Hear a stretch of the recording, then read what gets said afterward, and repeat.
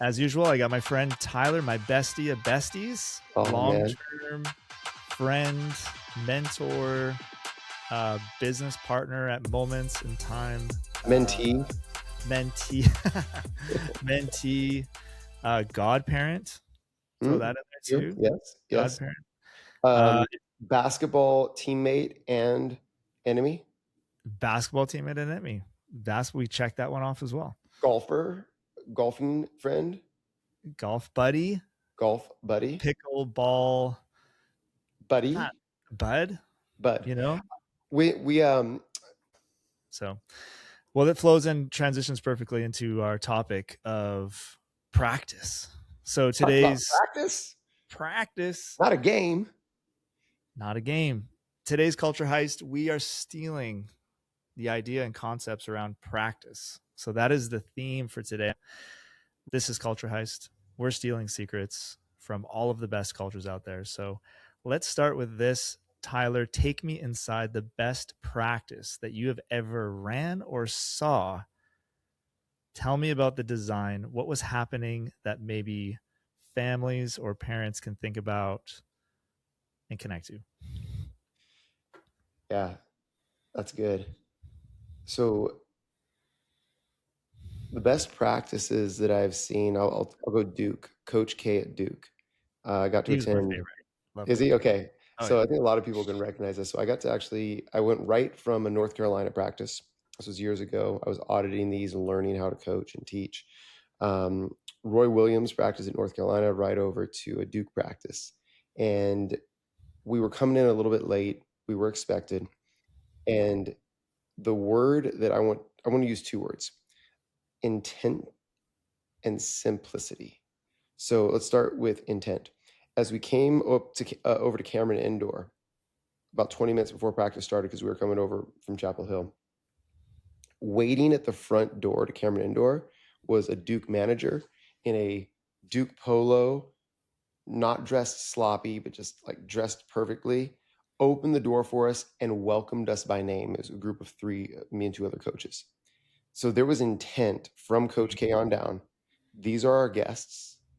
We're going to have someone ready for them, and we're going to be prepared. We're going to know them by name. Then he walks us in. As we walk into the breezeway of Cameron Indoor, there was a curtain over the doorway that would go down to the bleachers, and it said Duke basketball. And just even that little thing, as far as like pride and intent, right? It wasn't just open, right? It was hidden because it was a private practice.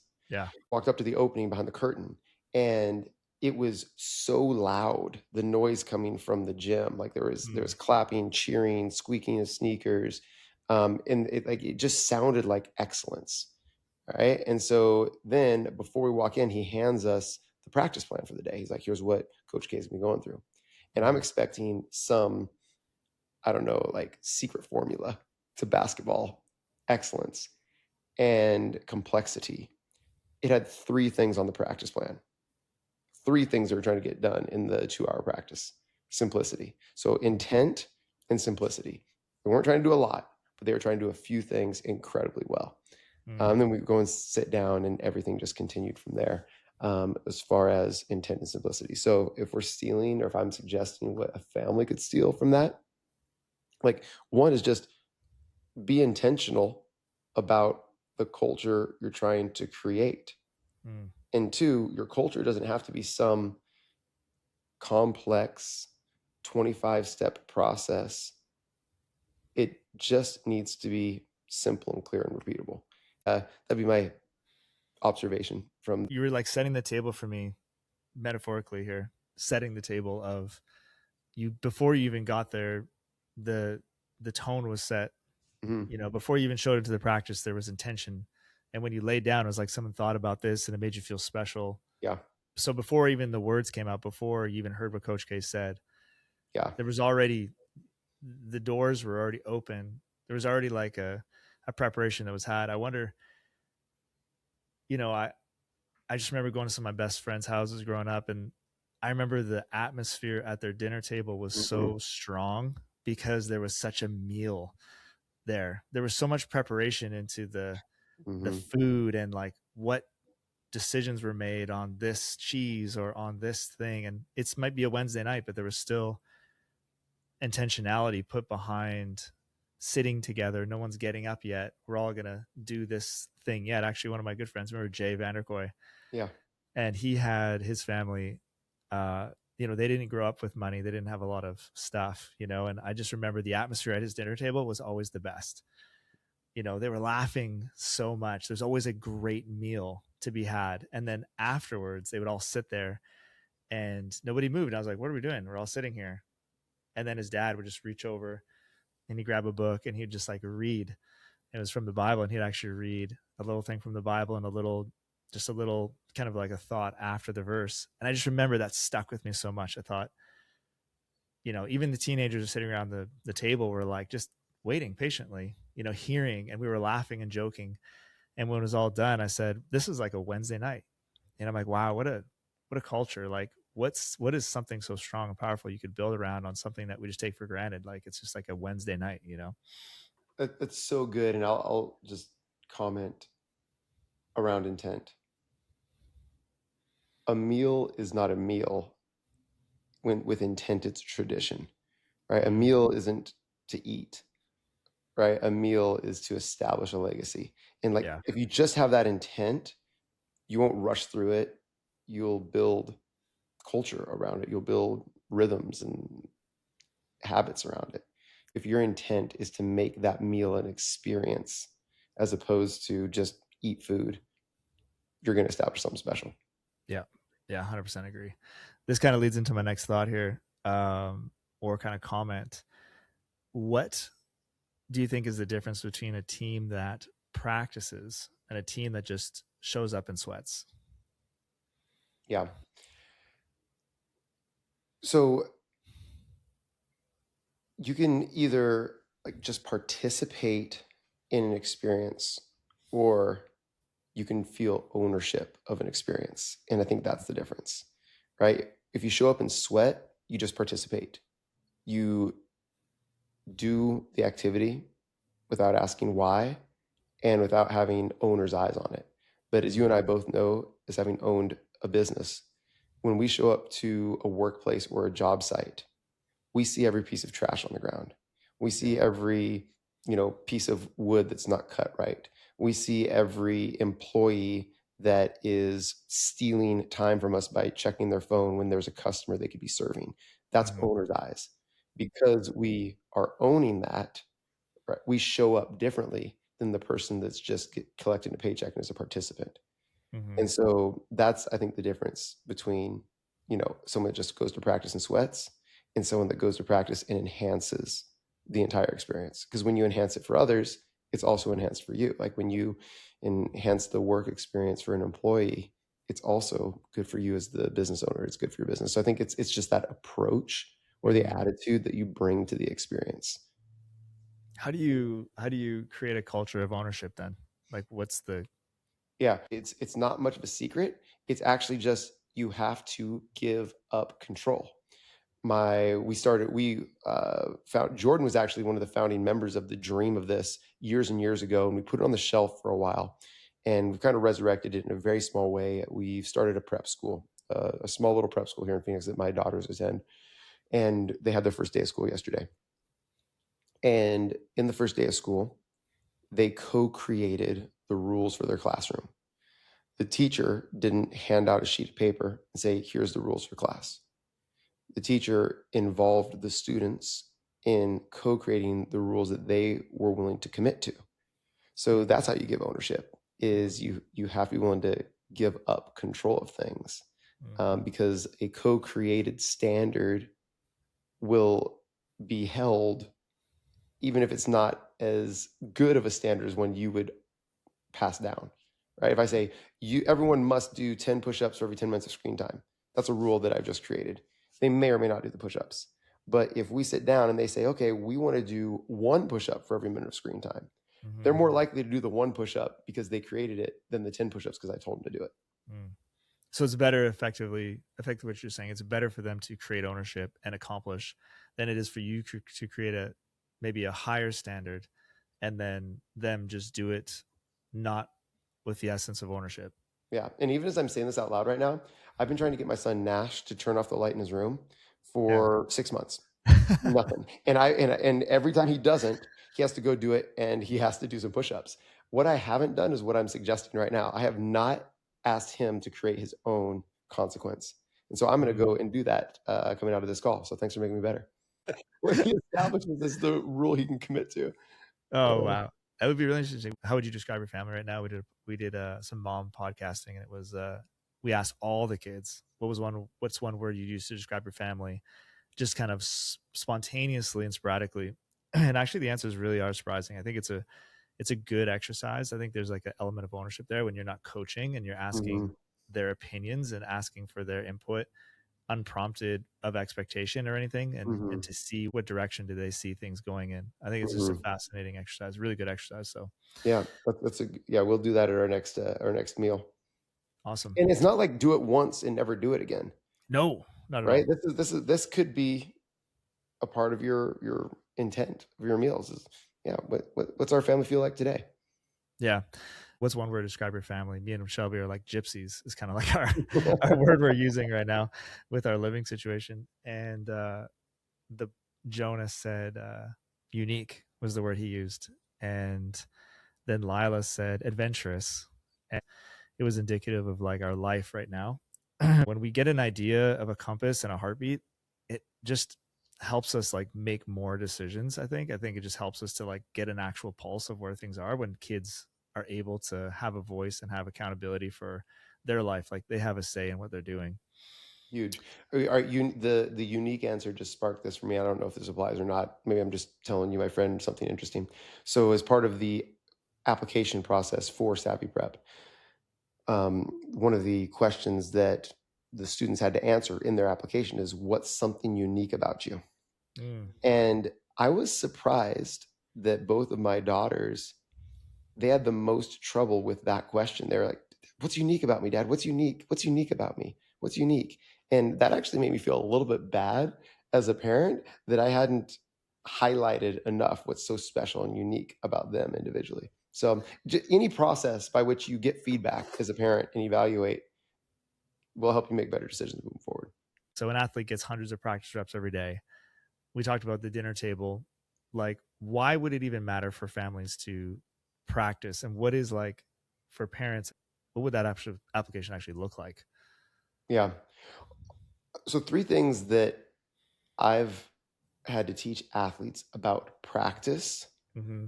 and one is going to be so seemingly obvious, is just this idea of every day. Mm, For it to be a practice, it must be every day. So, an athlete that shoots once a week, I would say, does not practice their shooting. mm, It's so many studies have shown this across all sports that practicing 5 to 10 minutes a day will have a greater impact on performance than practicing for 2 hours once a week. really? Even though 2 hours once a week is more minutes overall, right, than 5 to 10, times 6 or 7. Mm, The daily access, and it goes into neuroscience and like learning of new skill. You're essentially sending electrical impulses down these dendrites, down these neurological pathways. And every time, this is from the book Practice Perfect, every time that you send this electrical impulse down this neurological pathway, it actually sheaths the neurological pathway in this substance called myelin, right? So the initial impulses are tend to create more myelin than every one afterwards. So really? isn't that interesting? So if it's dormant for a period of time, like you haven't done your practice, right? Then you access that pathway. That's what strengthens the habit, strengthens the skill, strengthens the whatever. Whereas just doing it over and over again 1,000 times in a row, each time after that has less of an impact than the first one. That's crazy. It's crazy, right? For Charlie right now, who aspires to play in the WNBA or be a Division I basketball player, her last tournament this last weekend, she missed a lot of free throws and missed multiple free throws that would have won the game, the championship game that we lost, right? And so she was really bummed and upset. And I said, Mm, "All right, Charlie, you honestly haven't earned the right to be upset. when was the last time you practiced shooting your free throws? We've been up in Yeah. Washington, we've been traveling, right? It's been Yeah. 2 weeks since she's practiced her free throws, Yeah. right? She's like, but I was shooting free throws really, really good. No, Yeah. you're out of practice. It's not right, which is the daily practice, the daily habits of doing it. So one is just it's every day. Practice is every day. What's something you can do every day? That is Yeah. so that's really powerful. It it just reminded me of, there's a professional golfer here local to us. Played made the most cuts outside of Tiger Woods, and his son is kind of like helping my son Jonas, and he was teaching him, talking about how angry he used to get growing up. And then one day when he was like, in his 18 years old or whatever, they're playing, and he slammed his club down, and he was getting angry and angry and angry. And his dad looked at him, right? Most cuts made next to Tiger Woods, looks over him and said, "You haven't earned the right to be angry." He said, Mm, when you practice the amount of hours that it takes to get to this level, because you're expecting to be on the level with me, hmm you're expecting to be on this level, you're not at that level, and you haven't earned the right to be angry.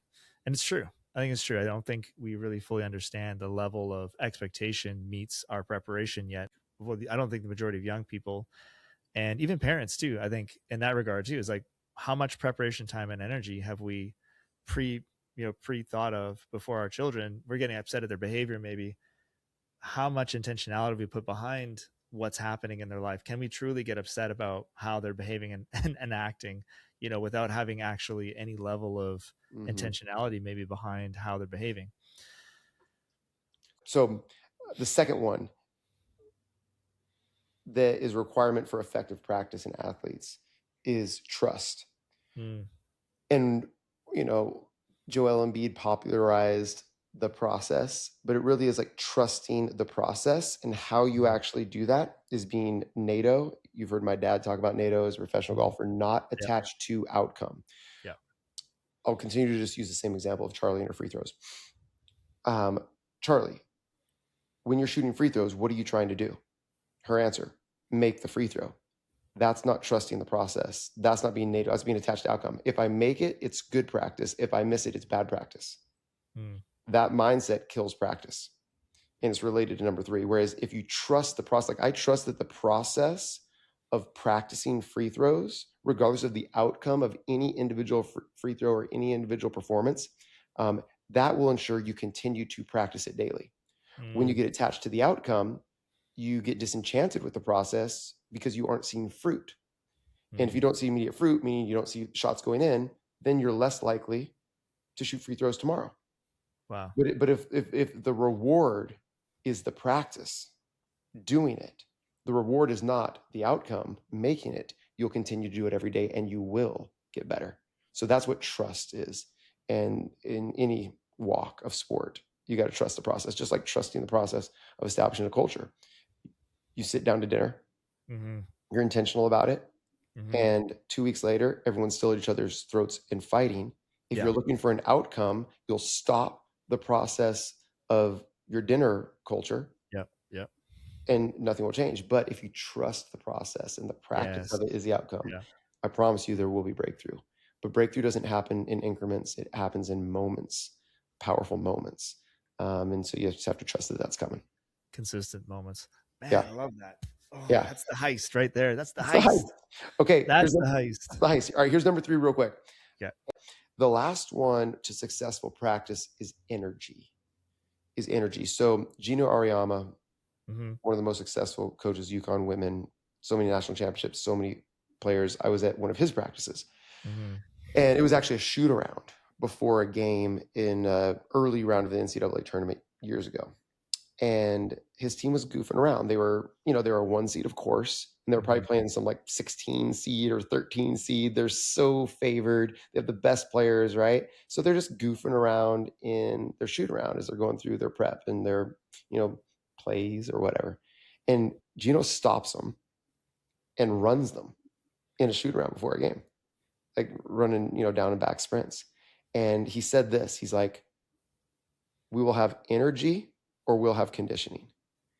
And he's like, if we aren't doing this with energy, like focus, intensity, effort, Mm-hmm. excitement, zest, right? Like, then there's no way we're getting better at this. If we don't run through their baseline inbound sets with energy, He's Mm-hmm. like, it's an absolute waste of time. So we might as well at least stay well conditioned, Mm. because there's no point in doing anything without energy. And that's just always stuck with me. I see it everywhere. I see it all over the place. I mean, energy is critical. I think atmosphere is critical. One of our family values was be brave and seize the day. You know, Mm, carpe diem. There's like something we early on with our kids. It was like, get up. Life is an opportunity. Get after it. It's fun. It's exciting. Even yeah. in your Yeah, struggles, yeah. you will grow. Be excited about the opportunity to be challenged, because through those challenges, you know, it's like the James 1 sort of thing, is like through your challenges you develop your character and the strength, Mm-hmm. and that is actually something to be excited about, is actually to get up and seize these opportunities. My personal belief is like when you go into like a strong family culture, there is an energy about it. You know, there's an excitement Yeah. No, it's a good point. to Yeah. the little things. It's like, we're doing the dishes. Yeah. Yeah. I think there is Yeah.